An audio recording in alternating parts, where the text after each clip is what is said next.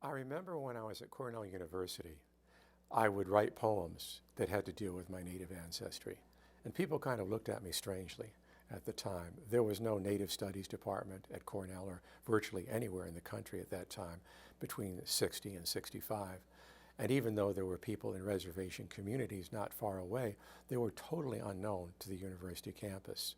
When I went to Syracuse University on a creative writing fellowship the next year from 65 to 66, I had an old Harley Davidson motorcycle, and several times a week I'd tool on out to the Onondaga Reservation and just sit around in the trading post, as it was called, listening to Dewa Santa and her mother Jessie tell stories and talk with me.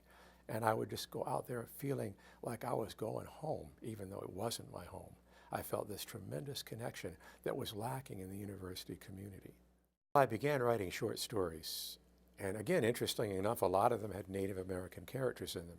I wrote, as part of my creative writing thesis at Syracuse University, a connected set of short stories. Grace Paley, by the way, was my advisor, one of the best writers in the world.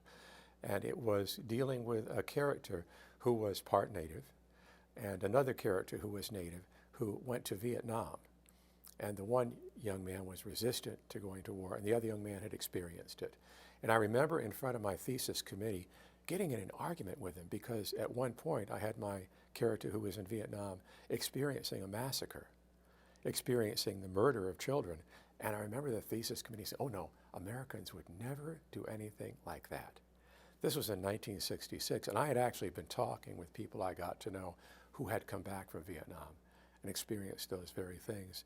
And I had friends I was in college with who died in Vietnam. I never went there. I was an anti-war protester. Instead, I went and taught in West Africa for 3 years. But those themes of a Native character trying to come to terms with a modern world that didn't recognize his reality was something that very early on was a big part of my writing.